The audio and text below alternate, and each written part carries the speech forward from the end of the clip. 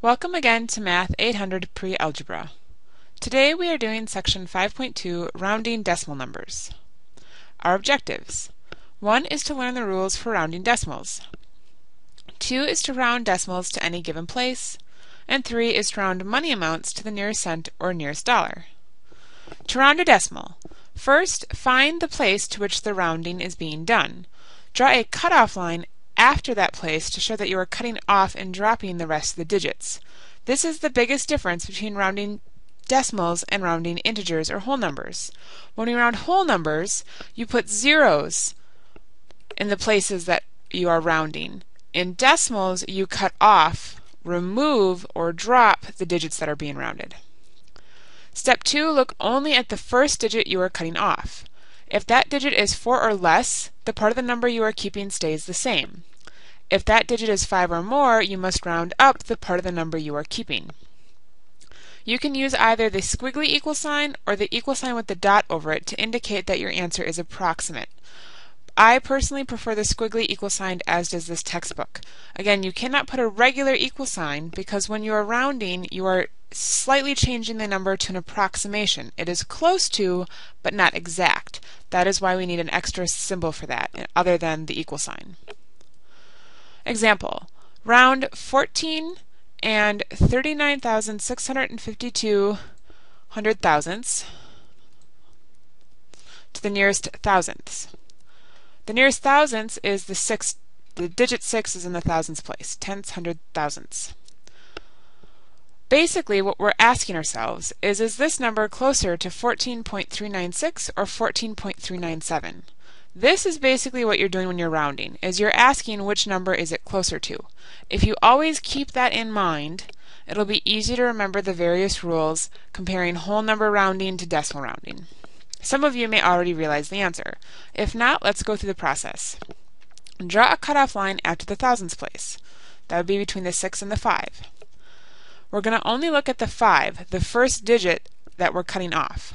Since it is 5 or more, we're going to round up by adding 0.001.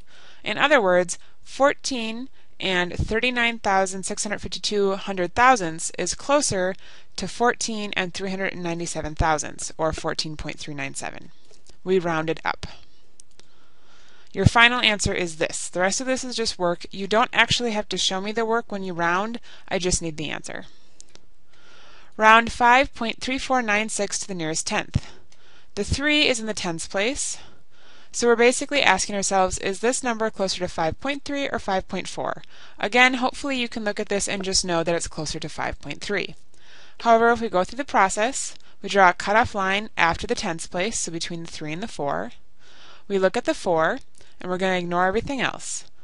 Since it's 4 or less, it's going to stay the same. Therefore, we round to 5.3. 5.3 is our final answer. Round 0.69738 to the nearest hundredth. The 9 is in the hundredths place. We're asking ourselves, is this closer to 0.69 or 0.70? That 0 is very important. We'll talk about that more in a second. Again, to go through the process, if you don't already know which one it is, draw a cutoff line after the hundredths place, that is between the 9 and the 7.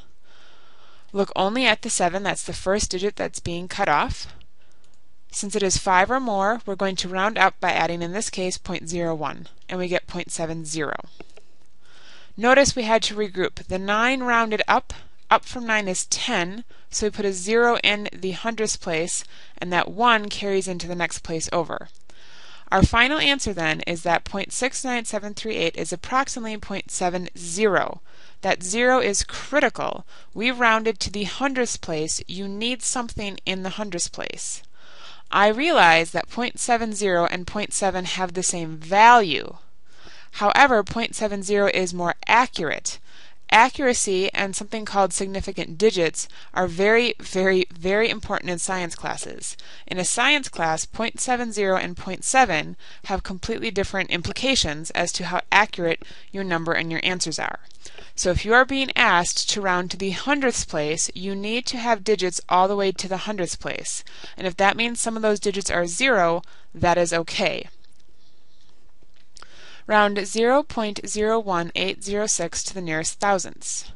The 8 is in the thousandths place. So we are asking ourselves, is this number closer to 0.018 or 0.019? Again, hopefully most of you at this point already realize which one is the correct answer.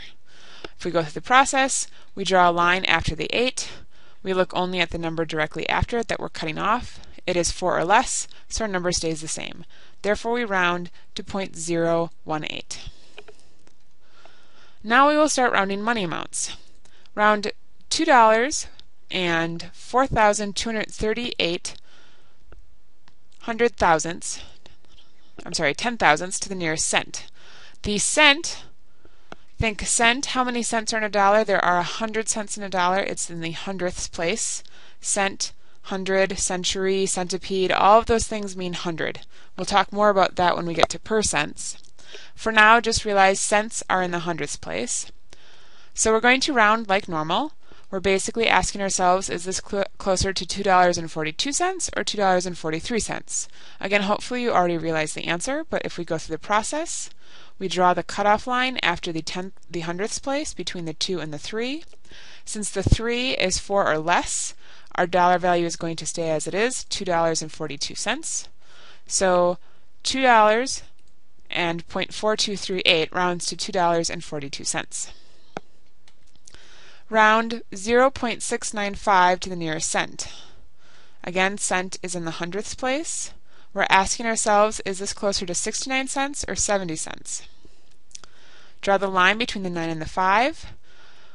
Since it's 5 or more, this is going to round up, but 9 rounds up to 10, which bumps our next place value. Therefore, 0.695 rounds to 0.70. You have to keep that 0 there, or it would not be accurate. Now we will round to the nearest dollar. The dollar is the ones place. We're basically asking, is this closer to $48 or $49? Again, hopefully you already realize the answer. If not, draw that cutoff after the ones place. If it is 5 or more, we're going to round up to 49. Our answer then is $49. Note, it is $49 with no decimals. If you write 49.00, you are saying that this is accurate to the hundredths place. And if we went all the way to the hundredths place, we know that it's not $49 exactly, it's $48.69. So when you round dollar amounts, you cannot have those decimals there. This is accurate to the hundredths place or to the penny. This is only accurate to the dollar. Accuracy is very important. Round $594.36 to the nearest dollar. Again, the dollar's in the ones place. We're basically saying, is this closer to $594 or $595? Draw that line after the ones place. In this case, it is 4 or less, so we stay as 594, so we round to $594. Again, notice, do not put those decimals. Round $399.88 to the nearest dollar. Again, the 9 is in the ones place, that's the dollar place. We're asking, is $399.88 closer to $399, or the next one up would be 400? Draw the line after the ones place. It is 5 or more, so we're going to round up. But 9, when you round it up 1, goes to 10, which bumps the next place value, which in this case is another 9, so that's going to go to 10, which is going to bump all the way up to the hundreds place value. Notice our final answer is 400, not 4.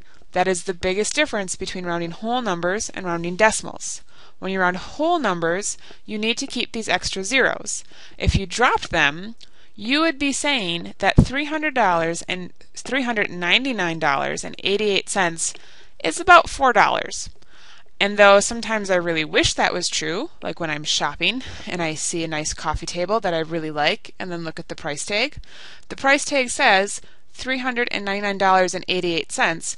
That sure as heck does not round to about $4. It rounds to about $400. Those two zeros are critical. So again, always keep in mind that when you're rounding, you're basically asking what number is it closer to. If you always keep that in the back of your mind, you are not going to make some of the silly mistakes that trip so many students up. And once again, there are no decimal places. Last example, round 61 cents to the nearest dollar. The dollar is in the ones place. Look to the thing next to it. Oh, sorry. In this case, we're asking, is this closer to $0 or closer to $1? Look to the place right after the ones. In this case, we have a 6, which is 5 or more, so we will round up. So 61 cents is closer to $1 than to $0. And again, we don't have any decimals here. That would be saying we are accurate to the penny, and we are not. We rounded to the dollar, so we are only accurate to the dollars place. That concludes section 5.2. Now you should complete the worksheet for section 5.2. Once you have completed the worksheet, check the key either in D2L or come to class. After that, complete the online homework for section 5.2, and then start on section 5.3.